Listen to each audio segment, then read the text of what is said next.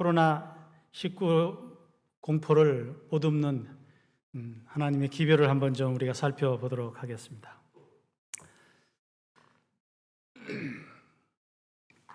한 시대를 끌어가는 그 철학이 있어요. 사상들이 있어요. 어떤 견해들이 있어요. 그리고 사고를 지배하고 있는 어떤 이론적인 배경들이 있는데 우리는 이런 것들을 일컬어서 패러다임이라 그렇게 말합니다. 그런데 이 패러다임이 바뀔 때마다 세상은 아주 큰 격변을 했어요.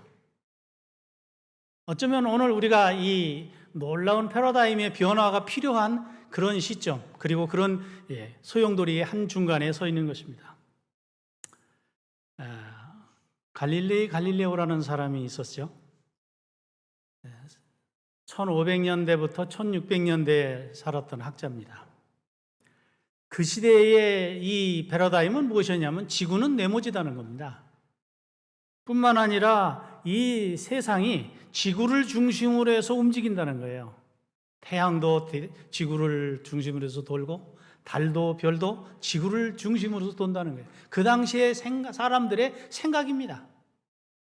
그런데 이 갈릴레오를 비롯한 몇몇의 학자들은 아닌 것 같더라는 거예요. 아무리 여러 증거를 놓고 또 과학적으로 자기들이 사고를 해볼 때 아니더라는 거예요.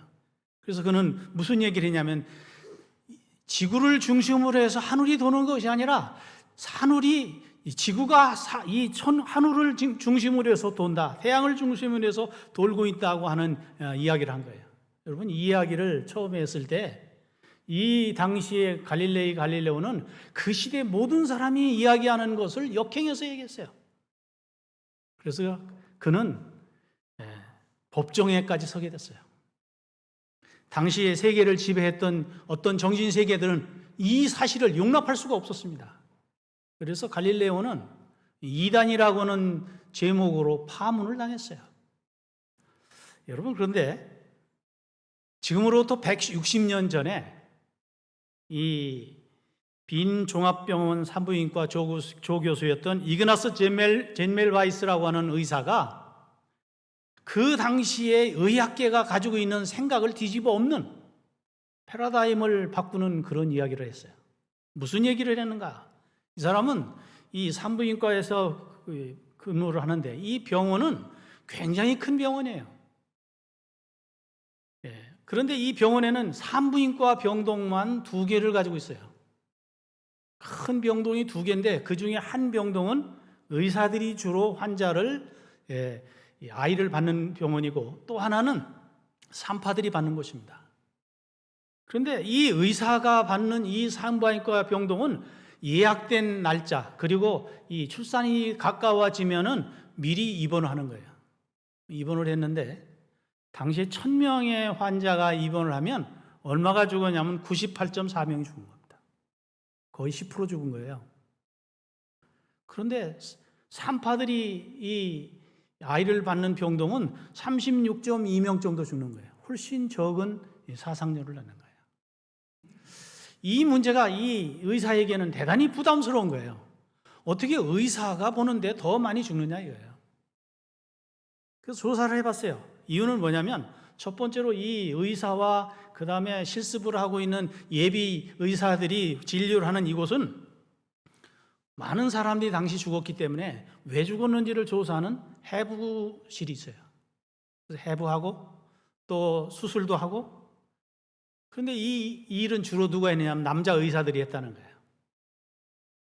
그리고 산파병원은 대개 갑자기 날짜가 되기도 전에 산기가 있으면 급히 들어오는 병원이에요.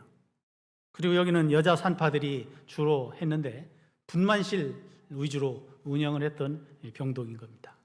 그런데 이렇게 사상률이 굉장히 차이가 난 거예요. 그래서 이 의사는 아주 이 문제에 대해서 부담을 느낄 뿐만 아니라 이것을 과학적으로 증명해보고 싶은 욕망이 생겼어요. 당시 1841년부터 46년까지 데이터가 이 화면에 떠 있어요. 쭉 보면 굉장히 많은 사람들을 이제 환자를 봤어요. 여기 41년도에 보면은 약 3천여 명이에요. 그다음에 산부인과 병동은 2,400여 명이에요. 그러니까 이 병원이 당시에 5천여 명을 1년에 이 아이를 받았다고 하는 이야기는 이 병원이 얼마나 큰 병원이었는지를 알 수가 있어요. 그런데 여기 도표에서 보는 바대로 이렇게 많은 숫자의 사람들이 죽은 겁니다. 죽은 거예요. 그래서 이 의사는 의심을 갖기 시작한 거예요. 합리적인 의심을 하고 싶은 겁니다. 그리고 이 문제에 대해서 깊이 탐구한 거예요. 그리고 한 진리를 발견하게 됐어요. 어느 날 한 동료 의사가 이 수술을 하다가 손이 절단되는 사고가 난 겁니다. 그리고 그 사고 후에 고열이 나고 고통을 수반한 다음에 결국은 죽었어요. 왜 그럴까? 지금은 다 알만한 병균이었지만 그 당시에는 그렇게 잘 알지 못했던 화농연쇄상 구균에 의해서 이 감염이 됐고 그것 때문에 죽은 겁니다. 이 사건이 있은 다음에 이 의사가 추론을 한 거예요. 야, 이거 혹시 해부실에서 해부를 한 의사가 그 다음에 해부가 마친 다음에 시체에서 해부를 마친 다음에 곧바로 병실에 와서 이 아이를 받는 이 일을 한 이 사실, 여기 이 일에서 병균이 올지는 않았을까? 실제 그런 예도 있는 거예요. 당시 한 기록에 의하면 찰스 다인의 이 숙부가 수술 중 부상을 입었어요. 약간의 이 손상을 입었는데 그것에서 산후의 이 환자, 이 산모들이 열을 받는 것처럼 열이 오르는 거예요. 그래서 이 산후열 같은 열을 이렇게 일으키고 난 다음에 결국은 죽었어요. 그래서 이 사람이 생각하기를 그러면 시체실에서 나온 사람, 수술실에서 나온 의사가 손을 씻고 혹시 이 환자를 보면 어떨까? 실제 그래서 이 일을 실천에 옮겼어요. 그런데 손만 씻었는데 어떤 결과가 왔느냐면 1,000명의 환자 중에서 12.7명만 사망하는 거예요. 사망률이 갑자기 10%대로 떨어진 겁니다. 1%대로 떨어진 거예요. 10%대에서 1%대로 급격하게 이 사망률이 떨어진 거예요. 당시에 있었던 이 문제들을 우리 그래프로 보면 이 빨간 줄로 되어 있는 부분과 아랫줄이 있는 부분을 보면 이 병동별 차이입니다. 사망률 차이예요. 특별히 두 번째 도표를 보시면 그 마지막 부분에 나오는 이 1847년부터 1848년까지 가는 그 1년 사이에 갑자기 사망률이 확 떨어졌는데 이 일은 바로 손을 씻고 난 다음에 이 사망률이 떨어졌다 이 말이에요. 당시에는 손을 씻고 이 환자를 본다고 하는 것은 없었던 패러다임인 것입니다. 그 당시는 모두가 다 그냥 일상적으로 살다가 그 다음에 수술도 하고 환자도 보고 했던 거예요. 그래서 이 사람이 책을 썼어요. 1847년부터 1861년까지 산홍열의 원인 규명과 무균 예방법이라는 책을 썼어요. 그리고 그가 내린 결론 중에 하나는 무엇이냐고 하면 손을 씻지 않고 환자를 보는 의사는 산모를 죽인다. 그리고 그가 이제 했던 일 중에 하나는 뭐냐면 염소 처리가 된 석회 용액을 통해서 손을 씻는 거예요. 그 결과가 바로 이 사망률을 10%대에서 1%대로 떨어뜨리는 획기적인 변화를 갖게 된 겁니다. 자, 그러면 우리가 손을 씻는 게 얼마나 중요한가?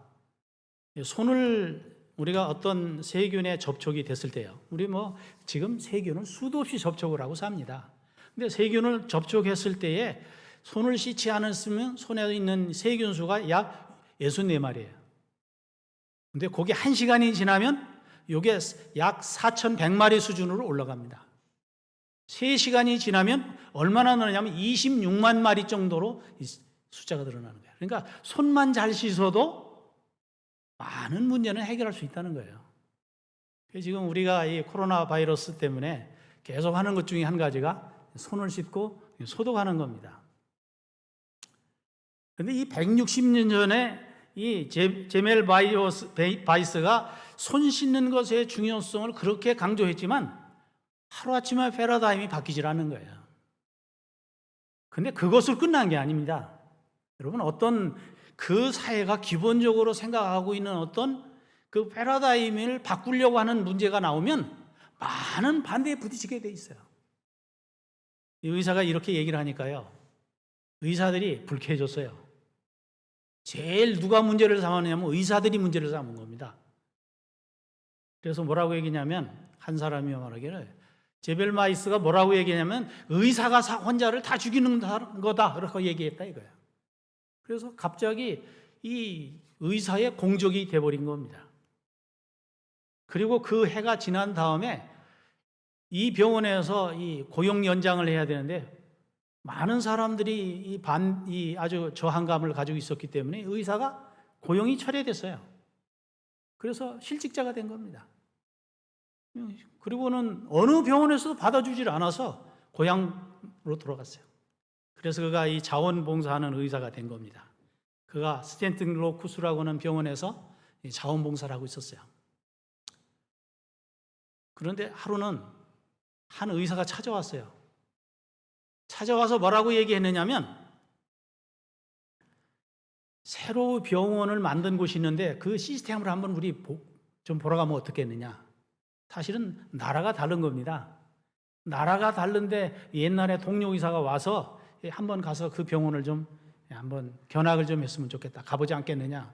그래서 의사가 그럼 그러자고 갔어요. 갔는데 그가 간 병원이 어떤 병원이냐면 정신병동으로 간 거예요.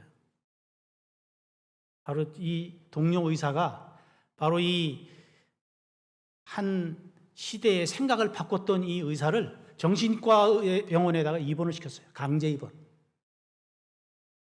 그리고 2달이 지난 다음에 그곳에서 감염이 돼서 어떻게 되냐면 1865년에 죽은 것입니다. 여러분, 남이 생각하지 않는 일, 어떤 진리가 한번 그것이 진리라고 증명이 되는 데는 이렇게 큰 희생을 할 수 있어요. 패러다임을 바꾼다고 하는 것은 결코 쉬운 일이 아니에요. 오히려 이런 일들을 한 사람들마다 그 시대에 이단화가 된 것입니다. 자, 여기 1975년에 이 토마스 아킨스가 그린 크로스 클리닉이라고 하는 이 그림이에요. 이 병원 그림인데, 여러분이 보시는데 왼쪽에 있는 그림하고 오른쪽에 있는 그림은 1889년도의 그림입니다. 상황이에요. 이 그림에서 뭐가 차이가 있나요? 여러분 보시기에 뭐가 차이 납니까? 병원에서 일하고 있는 모습이에요. 수술실 모습입니다. 여기 1880년대만 해도, 40년대만 해도 어떻게 돼 있었냐면 그냥 일상적인 의복을 입고 병원에서 진료하고 수술했다 이거예요. 그런데 그로부터 한 40년이 지난 다음엔 보면요, 벌써 의사들이 수술복을 입었어요. 그렇게 한 사람을 매도하고 했지만 결국은 몇십 년이 지난 다음엔 손을 소독하고 수술에 임하는 그런 상황으로 바뀐 것입니다. 이것이 일반화가 된 거예요. 여기 자동차가 있어요. 이 자동차는 좀 오래된 포드 자동차입니다. 한 사람이 차를 몰고 가다가 차가 고장이 나서 차를 고쳐요. 누가 차를 고치냐면 차 정비공이 고치는 거예요. 정비공이 고치는데 영 안 고쳐지는 겁니다. 근데 마침 지나가던 한 차가 멈추더니 아주 근사하게 생긴 신사가 내렸어요. 그리고 뭐가 문제입니까? 그랬더니 훌끔 쳐다보는 거예요. 보니까 아주 깔끔하게 차려입은 한 신사가 말을 걸은 거예요. 뭐 차도 알지도 못할 만한 사람이 그냥 자꾸 상관하니까 이 메케닉이 화가 났어요. 그래서 아주 퉁명스럽게 보면 모릅니까? 그럼 좀 제가 도와드릴까요? 당신이 뭘 한다고 내 이 차 고치는 걸 돕겠다는 겁니까? 빨리 가시오. 귀찮습니다. 그래도 이 신사가 자리를 뜨지 않는 겁니다. 그리고서는 뭐라고 얘기하냐면, 제가 한번 좀 도와드리면 안 되겠습니까? 뭐 고쳐도 안 되니까요. 그랬더니 그 신사가 좀 망치 좀 주시겠어요? 그러더니 망치를 가지고 어디를 퉁툭 치는 거예요. 그러더니 뭐라 하냐면, 시동을 좀 한번 걸어보시죠.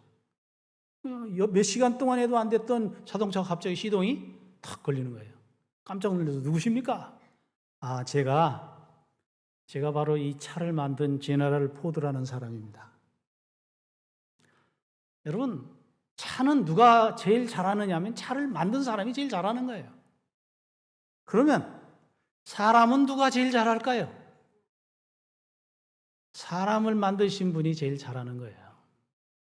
사람을 만드신 분이 제일 잘하래요. 여기 한 남자가 있죠? 어떻습니까? 성깔 좀 있게 생겼죠?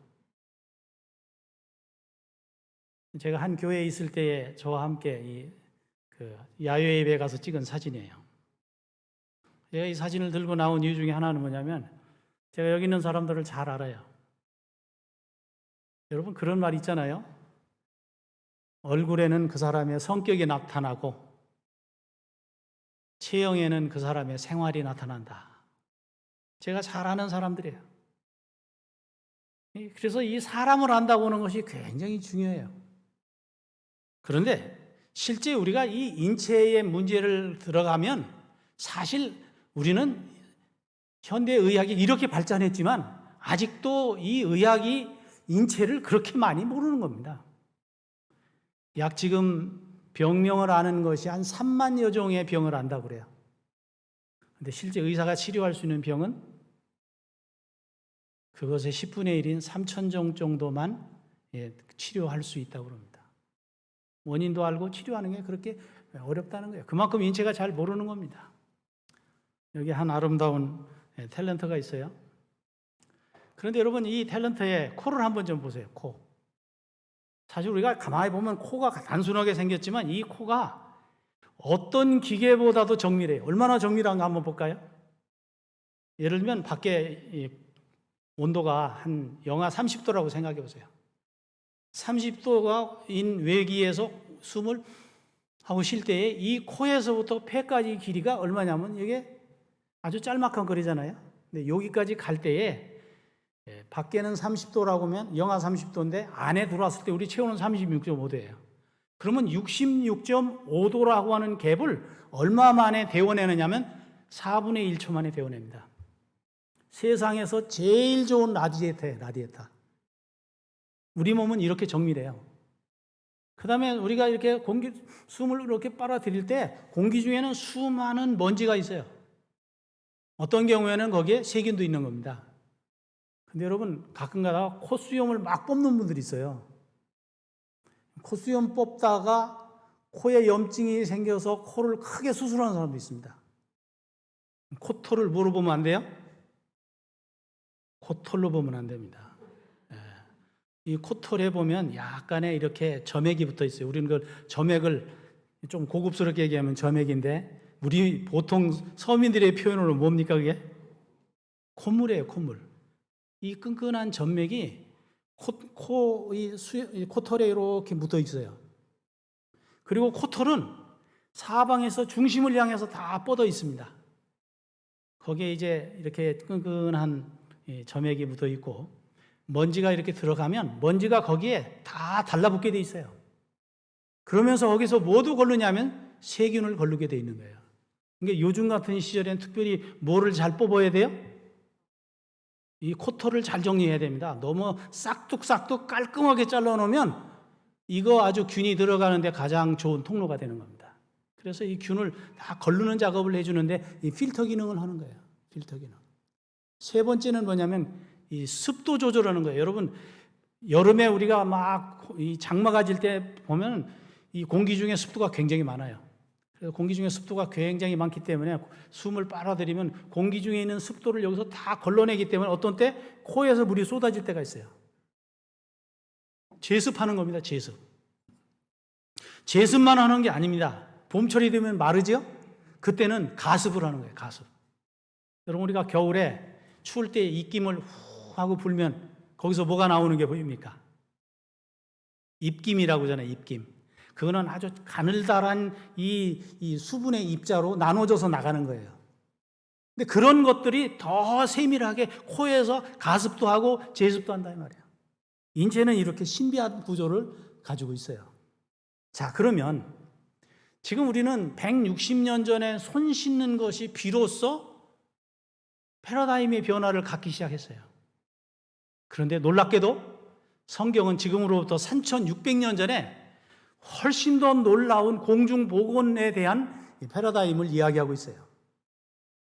여러분, 그 당시에 이스라엘 백성들이 저 이집트에서 가나안 땅으로 이제 이민을 다시 원대 복귀하고 있었어요. 자기 나라로 돌아가고 있었는데 바로 이 사막지대를 지나가야 되기 때문에 감염이 되기 쉬운 야영 생활이에요. 거기다가 무더운 중동의 기후, 그리고 더 나아가서는 가나안 땅에 정착했을 때에 어떻게 공중보건을 지켜야 건강한가 하는 것을 성경에 말씀하셨어요. 자, 그 첫 번째는 무엇이냐면 화장실 관리입니다. 화장실 관리를 어떻게 하고 있냐면 사람들이 텐트 생활을 하고 있는데 텐트가 있는 곳 말고 진영 밖에 먼 곳에다가 텐트를 이 화장실을 만들어라 이거예요. 화장실을 만들 때 그냥 하는 게 아니라 땅을 파라는 거예요. 땅을 파고 그 다음에 배설물을 배설한 다음에 그것을 덮어서 공기 중으로 오염되는 일이 없도록 해라. 파리나 이런 곤충들에 의해서 전파되는 일이 없도록 해라 이거예요. 이게 3,600년 전에 이 화장실 관리법이에요. 또 환자가 발생하면 격리하라는 겁니다. 손을 씻으라는 거예요. 세탁하라는 거예요. 그 다음에 호흡기를 통해서 비말 전염이 되지 않도록 하는 조치를 해라. 이렇게 이야기하고 있어요. 언뜻 생각하면 별거 아닌 것 같지만 지금 160년 전에도 이거 하나 가지고 엄청났는데 3,600년 전에 이미 이 문제를 말씀하셨다는 거예요. 세 번째로는 거주시설을 관리하는 방법입니다. 거주시설에 문제가 생겼을 때, 예를 들면 곰팡이가 생겼을 때, 또 거기에 어떤 전염성 질환으로 인해서 이 집이 상했을 때는 먼저 집을 비우라는 겁니다. 그리고 나서 수리하면서 모든 걸 제거할 뿐만 아니라 나중에 안 되면 헐어버리라 하는 제안까지 하고 있어요. 그 다음에 죽은 이 시체를 만졌을 때, 이 시체를 만졌을 때 어떻게 해야 될 것이냐? 먼저 물론 씻는 겁니다. 그 다음에 나머지는 태우고 그 다음에 매장하는 방법 같은 것을 설명하고 있어요. 이 부분 한번 좀 살펴보도록 하겠습니다. 신명기 23장 12절로 13절에 보면 여기 화장실 관리에 대해서 이렇게 말합니다. 진영 바깥에 한 장소를 정해두고 너는 그곳으로 나가라. 무엇이든지 땅을 팔 것을 가져가 내가 변을 볼 때에 구멍을 파서 그 배설물을 덮도록 하여라. 자, 우리가 한 세기 전에만 해도 했던 말 중에 하나가 뭐냐면 처갓집하고 뭐는 멀으면 좋다고 했어요? 화장실은 멀수록 좋다. 왜 그랬어요? 예전에는 우리가 푸세식 화장실을 썼어요. 푸세식 화장실을 쓰게 되니까 거기에 많은 발이라든가 모기라든가 곤충들로 인해서 이 전파될 가능성이 있다 이거예요. 그러니까 멀리 하라고. 그런데 이미 3,600년 전에는 그런 노출된 푸세식 화장실을 쓰라고 한 것이 아니라 덮는 화장실을 써라 이거예요. 파서 묻을 수 있는 시스템을 써라. 이것을 공중보건학에서 공부하는 사람들은 깜짝 놀라는 겁니다. 요즘도 공중보건학을 공부하는 사람들이 3,600년 전에 이미 이런 공중보건의 패러다임이 있었다는 것, 아주 놀라운 사실이에요. 자, 두 번째로는 감염한 환자는 어떻게 관리할 것이냐.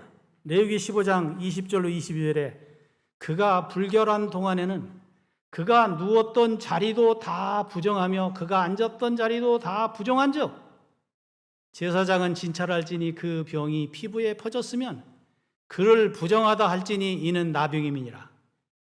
그의 침상을 만지는 자는 다 그의 옷을 빨고 물로 옷을 씻을 것이요 저녁까지 부정할 것이며 그가 앉은 자리도 만지는 자도 다 그들의 옷을 빨고 물로 몸을 씻을 것이요 저녁까지 부정할 것이며.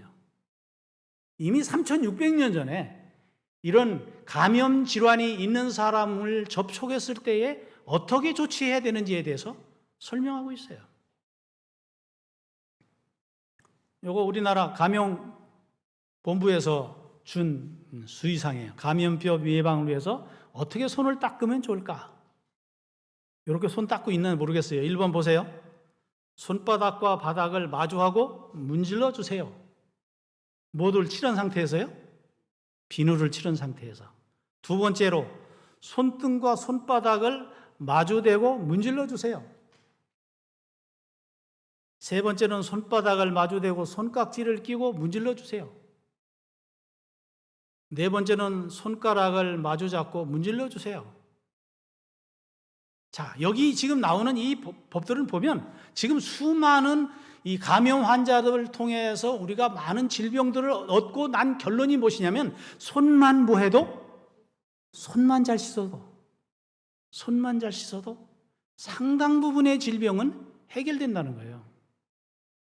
모르면 둘 중에 하나입니다. 너무 무식하면은 겁이 없든지 모르면 그 다음에는 이런 실수를 하는 거예요. 사실은 알기만 하면 아무것도 아니에요. 잘 넘길 수가 있다는 겁니다. 레위기 13장 45절로 46절이 이렇게 기록하고 있어요.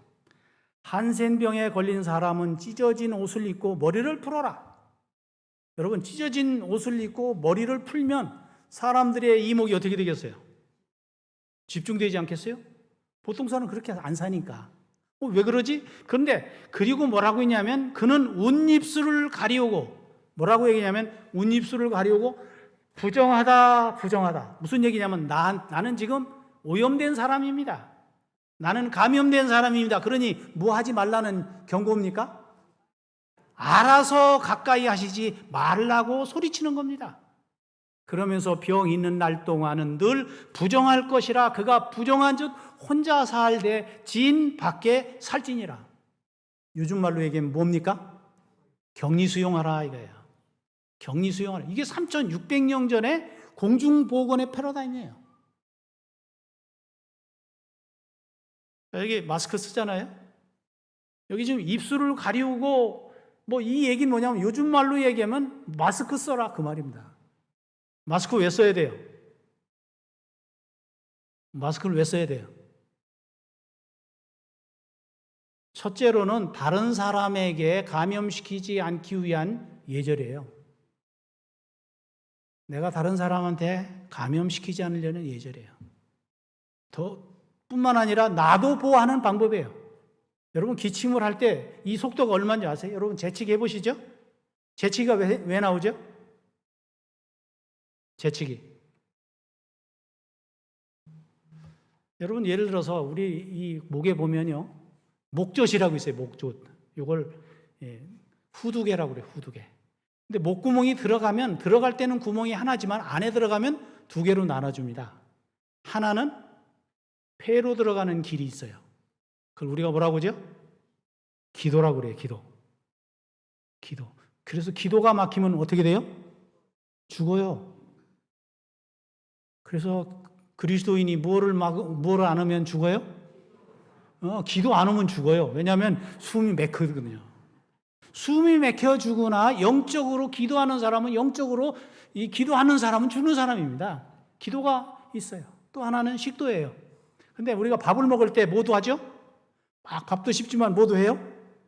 숨도 쉬어요. 그래서 밥도 넘어가고 뭐도 넘어갑니까? 숨도 넘어가는 거예요.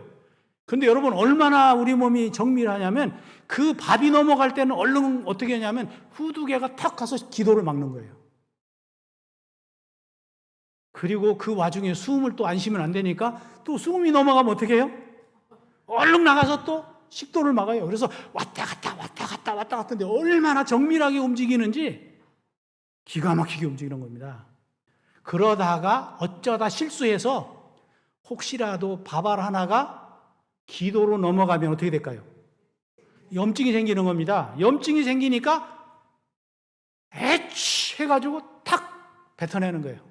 근데 이 애치하고 뱉어낼 때 그 속도가 어떻게 되죠?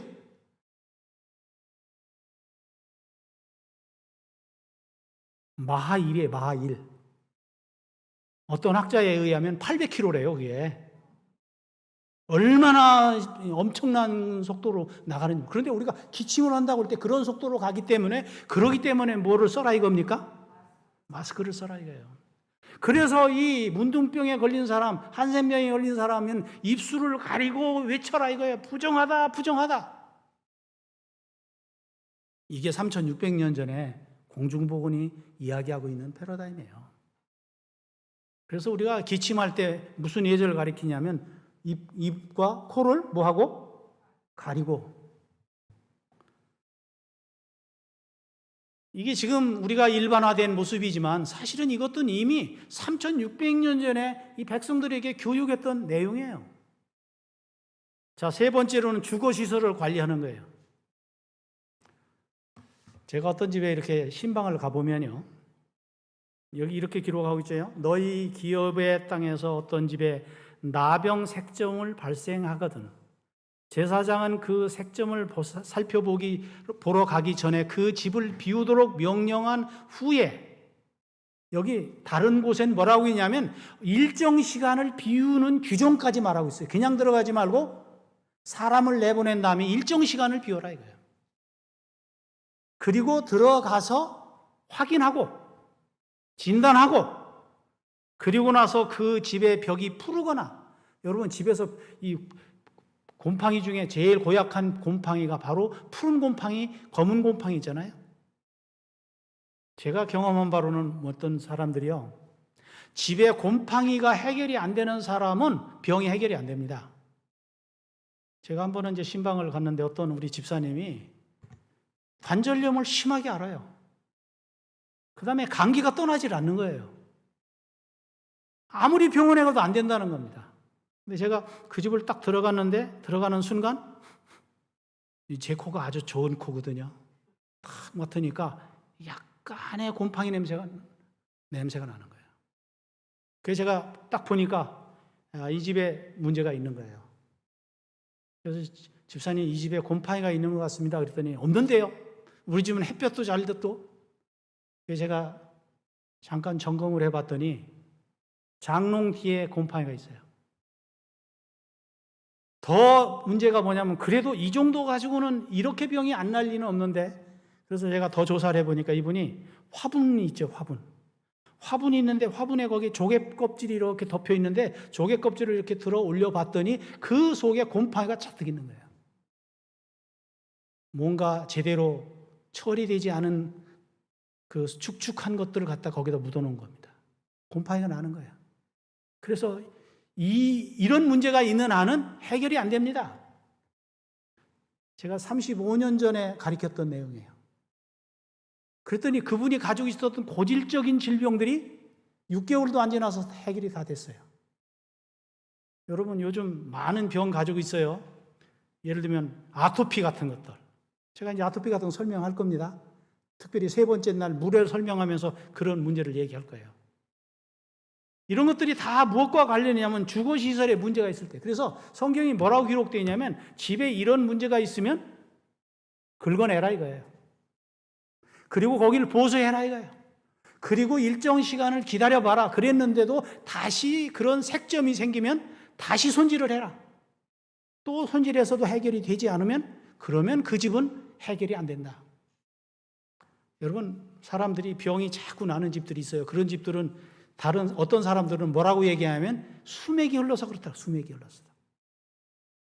실제 이 수분이 해결이 되지 않는 집은 곰팡이가 계속 뜨는데, 그러기 때문에 이 병이 떠날 날이 없어요. 근데 이미 3600년 전에는 이런 주거를 어떻게 해결해야 되는지에 대한 규정을 준 거예요. 그 다음에 사체를 처리하는 방법을 얘기했어요. 사체. 제가 이제 내일은 왜 요즘 같은 바이러스가 생기게 되었고 이것이 왜 세계적으로 이런 큰 문제를 일으켰는지를 제가 3600년 전에 이 공중보건학에서 이야기하는 부분들을 설명을 할 거예요. 그런데 거기서 이 먹어도 되는 음식, 먹어서는 안 되는 음식에 대한 설명을 이미 했고, 그 것들 중에서 특별히 죽었을 때 그것들을 처리하는 방식이 나와 있어요. 그래서 이 사체를 만졌을 때는 틀림없이 소독을 해라 이거예요. 그 다음에 해야 되는 일이 사회적인 거리두기를 하라는 겁니다. 이게 3600년 전에 한 얘기를 오늘날 우리나라가 하는 거예요. 여러분, 우리나라가 지금 올해 방역을 가장 잘한 나라라는 거예요. 근데 가장 잘한 나라인데 무슨 규정대로 했냐면 제가 본 바로는 3600년 전에 성경이 얘기했던 그 패러다임 그대로 하고 있는 거예요. 지금 마스크 쓰죠? 손 잘 씻지요? 그 다음에 거리 두기 하지요? 그 다음에는 다중시설에 가지 말라는 거예요. 다중시설. 자, 사회적인 거리 두기를 하는 게 필요하다는 거예요. 자, 요즘 그래서 이런 말이 있었나 옛날에 뭉치면 살고 흩어지면 죽는다. 근데 요즘은 패러다임이 바뀌는 겁니다. 뭐 하면 죽고요? 뭉치면 죽고 흩어지면 사는 겁니다. 이게 바로 이 감염병이 세상을 유행으로 끌어가는 시절에 해야 할 일들이에요. 자, 그러면 사회적 거리 두기의 부작용은 뭐냐? 사람들이 지금요, 얼마나 정신적으로 이 고립감과 스트레스와 그 다음에 사회적인 불신이 많은지 몰라요.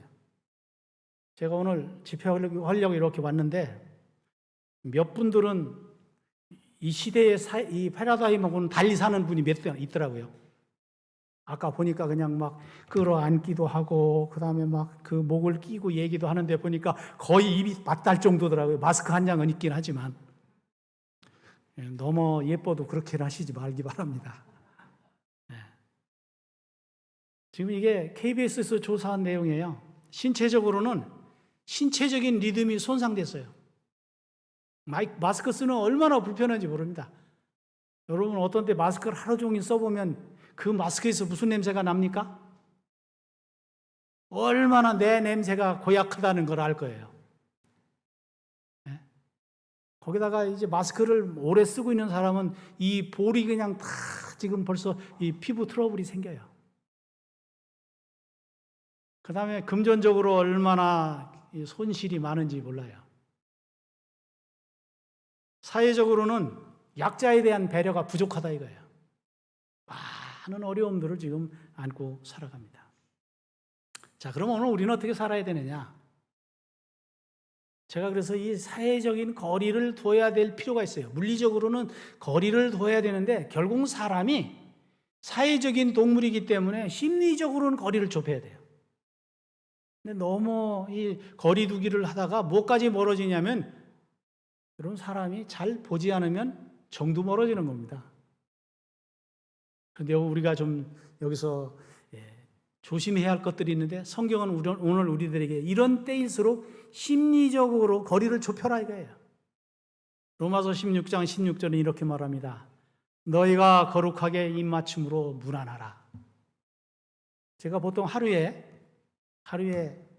전화를 그냥 보통 우리가 이야기하는 비즈니스와는 상관없이 한 3, 40통씩 전화를 해요. 제가 이제 사람들한테 전화를 해보면 이상한 거를 발견해요. 어떤 사람은 전화를 하면 목사님 웬일이세요? 무슨 일이 있으세요? 대개 사람들이 뭐 할 때만 전화를 하는 거예요? 무슨 일이 있을 때 하는 거예요. 여러분 무슨 일이 있을 때만 전화하는 사람은 인생을 잘못 사는 겁니다. 정말 문제가 생겼을 때 전화하면 생각해보세요. 5년, 10년씩 얘기 안 하다가 말이야. 어느 날 갑자기 전화해가지고 그런데 있잖아. 우리 딸이 결혼을 해. 그럼 어떻게 됩니까? 짜증납니다. 그런 사람 짜증납니다. 그런 사람은 정말 인간관계를 할 줄 모르는 거예요. 평소에 늘 뭐 하라고요? 평소에 늘 관심을 가질 필요가 있어요. 늘 관심을 가질 필요가 있어요. 제가 이제 운전을 하고 가는데 제 동창들하고 같이 가는데 제가 운전하고 친구들하고 가다가도 무슨 생각이 나면 제가 전화를 해요. 아무개 장로님, 아무개 집사님, 아무개야 전화를 해요. 대부분 사람들이 뭐냐 무슨 일이 있느냐고 그래요. 무슨 일이. 그러면 그건 1차적인 책임은 누가에게냐면 내게 있는 거예요. 내가 평소에 그에게 자주 안 했기 때문에 무슨 일이 있느냐고 그러는 거예요. 근데 늘 그렇게 전화를 하면 무슨 일이 있어서 전화하신 거 아니냐고 해서 아니라고. 내 아무개 장로님이 생각이 나서 전화를 했다고. 그러면 사람들이 좀 이상하게 생각해요. 왜냐하면 보통 사람이 그렇게 안 하니까. 그러나 그런 일이 한 번 반복되고 두 번 반복되고 세 번 반복되고 그렇게 한 달 살고 두 달 살고 반년 살고 1년 살고 10년을 그렇게 늘 그렇게 살면 이 사람은 늘 나에 대해서 뭐한 사람? 관심을 갖는 사람. 여러분 그렇게 관계를 하다가 딸 시집 간다고 전화하면 뭐라고 해요? 너무 잘 됐다고 그러고 내가 그날 꼭 가겠다고 축하한다고 그래요. 그냥 속상하지 않아요. 근데 이걸 성경은 뭐라고 하냐면 이렇게 자주자주 뭐 하라고요? 문안하라고요. 문안하라고요. 두 번째로는 기도하는 겁니다. 여러분 우리가 이럴 때일수록 뭐가 필요합니까? 그 사람을 위해서 기도하는 거예요. 여러분 사람의 생각은 무엇과 똑같으냐면 바람과 물 같아요. 여러분 바람이나 물은요 꼭 움켜잡지 않으면 다 빠져나갑니다. 제가 늘 무슨 일이 있으면 기록해요. 무슨 아이디어가 떠오르면 즉시 기록해요. 그냥 옆에서 보면 왜 기록하느냐고 그래요. 여러분 어떤 아이디어가 떠올랐을 땐 즉시 기록해야 됩니다. 왜냐하면 그것은 바람과 물과 같아서 조금 지나면 잊어버려요. 마찬가지로 우리가 생각이 날 때 그 사람을 위해서 기도하는 것이 필요해요. 세 번째로는 뭐냐면 여기 사도행전 2장 45절에 보면 또 재산과 소유를 팔아 각 사람의 필요를 따라 나눠주고. 여러분 사람이 정말 어려울 때가 있어요. 근데 그 어려울 때 꼭 타이밍을 맞추는 사람이 있더라고요. 제가 제 아내로부터 연락을 받았어요. 여보, 우리 꿀이 떨어졌는데 꿀을 좀 구해오면 좋겠어요. 그런데 오늘 어떤 분이 저한테 꿀을 주더라고요. 이 교회에서. 그래서 제가 무슨 생각을 했느냐면요. 이 사람은 영적인 사람이다. 왜냐하면 그 사람이 필요한 것을 그때 딱 맞춰줄 수 있다는 것은 그 사람은 영적인 사람인 거예요. 여러분 새도 있잖아요.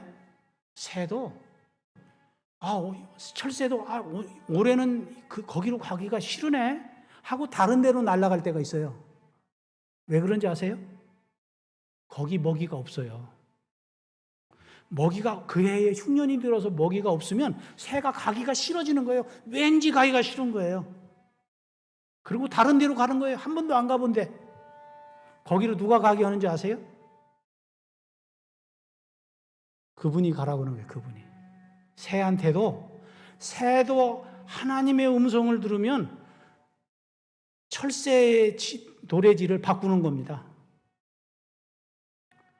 그래서 제가 오늘 꿀을 받고요. 꿀을 받아서 행복한 게 아니라 정말 이런 사람하고 교감한다는 게 너무 행복한 거예요. 행복한 거예요. 여러분 사람이 꼭 필요할 때 무엇인가를 공급하면요 크게 감동을 받습니다. 배부를 때 주는 건 의미가 없어요. 가장 어려울 때 그에 꼭 필요한 것, 그것이 큰 것이 아니어도 가장 적은 것이라 할지라도 그 사람이 꼭 필요할 때 그것을 공급할 수 있다면 좋은 거예요. 저는 그래서 기도합니다. 기도하는 것 중에 한 가지가 뭐냐면 내가 재수 있는 사람이 되기를 기도합니다. 여러분 어떤 사람은 전화를 와도요 꼭 손에다가 비누 묻히고 샤워할 때 전화 오는 사람이 있어요. 그런 사람은 정말 영감적이지 않은 사람이에요. 전화를 해도 언제 해야 되느냐면 전화 받기 좋을 때 하는 겁니다. 무엇인가 주어도요 꼭 이렇게 꿀 필요할 때 주는 것처럼 우리 꿀이 10병 있을 때 주면요 별로입니다. 다 떨어졌을 때 딱 타이밍 맞춰줄 때 그게 좋은 것이에요. 그런데 여러분 이 일을 위해서 기도하고 내가 다른 사람의 필요를 채워주는 저와 여러분이 되기를 바랍니다. 마지막으로 뭐냐면 거리를 좁히는 거예요. 잠언 18장 24절에 어떤 친구는 형제보다 뭐하다고요? 여러분 요즘 조금 외롭습니까? 제가 보니까 요즘 사람들이요 집콕해가지고 아주 어려워해요. 집콕을 너무 오래 해가지고 너무너무 어려워해요. 그런데 여러분 이렇게 어려울 때 정말 가까운 사람이 있으면 그 사람 행복한 사람입니다. 제가 이때에 기억하는 게 있어요. 무엇이냐고 하면 나는 이 순간에 내가 외로운가 외롭지 않은가. 근데 내가 외롭다고 생각을 한다면 그건 뭐냐면 정말 가까운 사람이 없는 거예요. 가까운 사람이 있으면 거리에 관계없이 가까운 걸 느끼는 겁니다. 근데 여러분 어떤 때 전화하면 전화가 잘 안 될 때 있나요? 제가 요즘 정말 가까이 하고 싶은 분이 더 생각나요. 바로 아버지예요. 저는 어려울 때마다 누가 생각이 나냐면 아버지가 생각이 나요. 아버지 같으면 이럴 때 뭐라고 하셨을까? 어떻게 도와주셨을까? 그러면서 저는 생각하기를 어떤 순간 내가 왜 아버지가 없는 사람처럼 이러고 살지? 그래서 제가 기도를 하는 거예요. 하늘 아버지, 저는 하나님을 향해서 아버지 하면 갑자기 마음이 편안해집니다. 여러분, 이 사회적 거리두기가 심각한 이 시간에 하나님과 가까이 시간을 보내는 여러분과 제가 되기를 간절히 바랍니다. 요즘 시대는요, 문제가 많아요. 그래서 문제가 많기 때문에 사람들이 두려워합니다. 요즘 코로나도 이게 문제 아닙니까? 이 문제 때문에 얼마나 두려워하는지 몰라요. 그런데 저는 두렵지 않습니다. 왜냐하면 뭘 알기 때문에요? 답을 알고 있는 거예요. 저는 이제 계속되는 집회를 통해서 여러분들에게 성경에서 지금 우리가 직면하고 있는 이런 문제에 대한 답을 어떻게 하셨는지 그것을 과학적으로 찾고 그것들을 또 살피고 그것들을 우리에게 적용하는 일을 통해서 우리의 삶에 변화를 가져오고 그래서 이전에 세상에 살던 그런 방식이 아니라 하나님께서 주시는 패러다임을 가지고 이 험악한 세상에서 승리의 삶을 살아가고 성공적인 인생을 살아가는 그런 방법들을 나누는 이 한 주간이 되기를 간절히 바랍니다. 기도하면서 마치겠습니다. 하늘에 계신 우리들의 아버지 하나님, 참으로 세상이 어려워졌습니다. 무서워졌습니다. 공포를 느낍니다. 그런데 이 공포가 우리 앞에 밀려들 때에 해답을 우리에게 가르쳐 주신 것을 찾게 됩니다. 그리고 그 해답을 찾아볼 때마다 더 많은 기쁨과 확신이 생기고 그래서 염려함을 잊어버리고 살아갈 수 있는 방법을 찾았습니다. 주여, 이 방법들을 우리가 한 주일 동안 연구하고 찾으면서 큰 행복을 가지고 살 수 있도록 도와주시옵시고 미래를 향해서 활력 있는 모습으로 살아갈 수 있는 저희가 될 수 있도록 축복해 주시옵소서. 이 집회를 통하여 우리가 얻을 수 있는 온갖 지식과 경험들을 배울 수 있도록 도와주시고 그것이 우리의 삶에 큰 축복을 나누는 시간들이 되게 해 주시옵기를 예수님의 이름으로 간절히 기도드립니다. 아멘.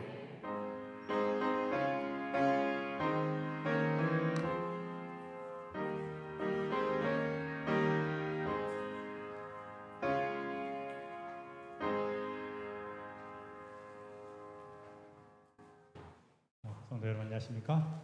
그리고 오늘 방문하신 손님들을 참 소개해드리도록 하겠습니다. 우리 김상준 선생님 오랜만에 오셨습니다. 네, 박수로 환영해 주시면 감사하겠습니다.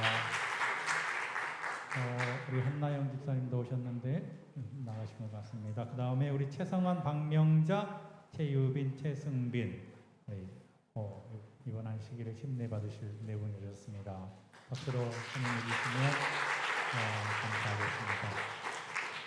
성도 여러분, 오늘 목사님의 말씀을 통해서 큰 은혜를 받으셨으니 내일은 더 많은 성도님들이 오셔도 될 것 같습니다. 특별히 온라인을 통해서 예배를 드리고 계시는 우리 성도님들도 저희 교회가 사회적 거리두기 운동으로 봤을 때는 한 20여 분 더 오실 수 있을 것 같습니다. 오셔서 현장에서 은혜를 받으시면 좋겠습니다. 성도 여러분 안녕히 돌아가시고 내일 다시 만나겠습니다. 감사합니다.